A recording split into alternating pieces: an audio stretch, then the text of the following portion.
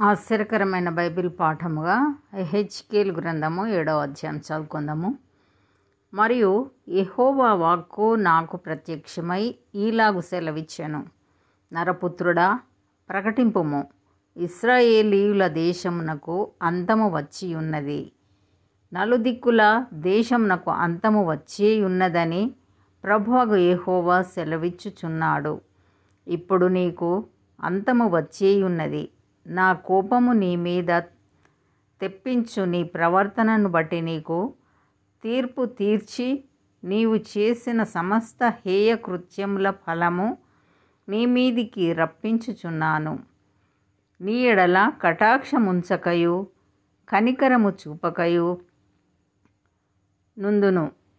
నేను యెహోవానై ఉన్నానని నీ వెరుగునట్లు నీ ప్రవర్తన ఫలము నీవు అనుభవింపచేసెదను. నీ హేయ కృత్యములు నీ మధ్యనే ఉండనిత్తును.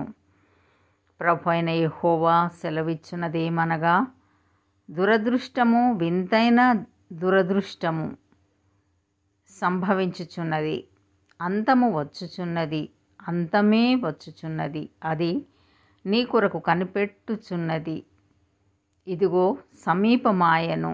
దేశ నివాసులారా, మీ మీదికి దుర్దినము వచ్చుచున్నది, సమయము వచ్చుచున్నది, దినము సమీపమాయను. ఉత్సాహధ్వని కాదు, శ్రమ ధ్వనియే పర్వతముల మీద వినబడుచున్నది. ఇంకా కొంతసేపటికి నేను నా క్రోధమును నీ మీద కుమ్మరింతును. నీ మీద నా కోపమును నెరవేర్చుచు నీ ప్రవర్తనను బట్టి నీకు తీర్పు తీర్చి నీ సమస్త హేయ కృత్యముల ఫలము నీ మీదికి రప్పించెదను. యెహోవా నగు నేనే నిన్ను మొత్తువాడనై యున్నానని నీ వెరుగునట్లు నీ ఎడల కటాక్షముంచకయు కనికరము చూపకయు నుందును. నీ ప్రవర్తన ఫలము నీవు అనుభవింపచేసెదను. నీ హేయ కృత్యములు నీ మధ్య నుండనిత్తును. ఇదిగో ఇదే ఆ దినము, అది వచ్చేయున్నది. ఆ దుర్దినము ఉదయించుచున్నది. ఆ దండము పూచియున్నది, ఆ గర్వము చిగిరించి ఉన్నది. బలాత్కారము పుట్టి దుష్టులను దండించునదాయెను. వారిలోనైనను వారి గుంపులోనైనను వారి ఆస్తిలోనైనను వారికున్న ప్రభావములోనైనను ఏమీయు శేషింపదు. కాలము వచ్చుచున్నది, దినము సమీపమాయను. వారి సమూహమంతటి మీద ఉగ్రత నిలిచి ఉన్నది గనుక కొనువారికి సంతోషముండ పనిలేదు, అమ్మువానికి దుఃఖముండ పనిలేదు. వారు బ్రతికి యున్నను అమ్మువాడు అమ్మిన దానికి తిరిగి రాడు. ఈ దర్శనము వారి సమూహమంతటికీ చెందును, అది తప్పక జరుగును. వారందరూ దోషులైరి గనుక తమ ప్రాణము రక్షించుకొనుటకు వారిలో ఎవరునూ ధైర్యం చేయరు. వారు సర్వసిద్ధులై బాకానాదం చేయుదురు గాని వారి సమూహమంతటి మీదికి నా ఉగ్రత వచ్చియున్నది గనుక యుద్ధమునకు పూనుకొని వాడొకడునూ ఉండడు. బయట ఖడ్గమున్నది, లోపట తెగులును క్షామమును ఉన్నవి. బయటనున్న వారు ఖడ్గం చేత చత్తురు. పట్టణంలోనున్న వారిని క్షామమును తెగులును మృంగును. వారిలో ఎవరైనను తప్పించుకొనిన ఎడల వారందరూ లోయలోని గువ్వల వలె పర్వతముల మీద నుండి తమ దోషములను బట్టి మూల్గులిడుదురు. అందరి చేతులు సత్తువ తప్పును, అందరి మోకాళ్ళు నీళ్ల వలె తత్తరిల్లును. వారు గోనెపట్ట కట్టుకొందురు, వారికి ఘోరమైన భయము కలుగును. అందరూ సిగ్గుపడుదురు, అందరి తలలు బోడి అగును. తమ వెండిని వీధులలో పారవేయుదురు, తమ బంగారంను నిషిద్ధమని ఎంచుదురు.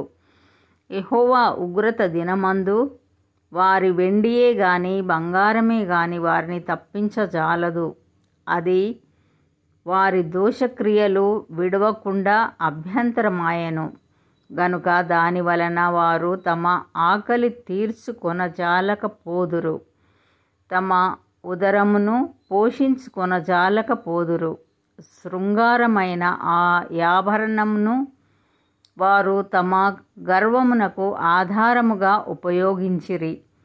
దానితో వారు హేయమైన దేవతల విగ్రహములు చేసిరి. గనుక నేను దానిని వారికి రోతగా చేసేదను.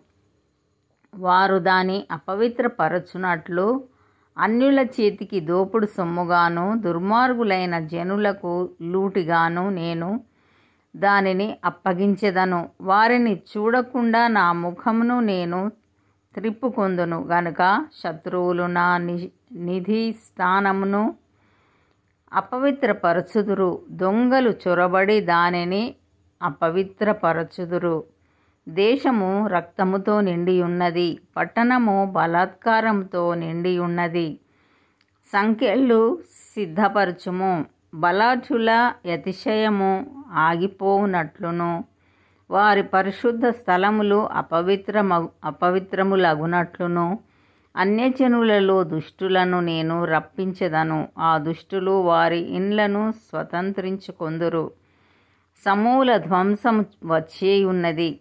జనులు సమాధానము కొరకు విచారించుచున్నారు గాని అది వారికి దొరకదు.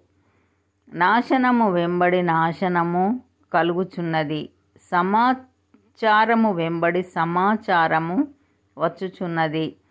వారు ప్రవక్త యొద్ద దర్శనం కొరకు విచారణ చేయుదురు గాని యాజకులు ధర్మశాస్త్ర జ్ఞానులు కాకపోయిరి.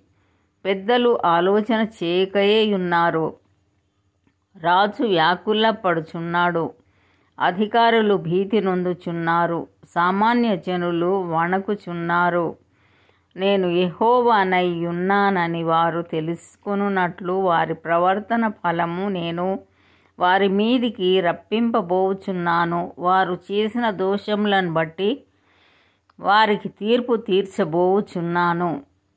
ఇంతటితో ఈ దినం కొరకైన బైబిల్ పాఠము సరి.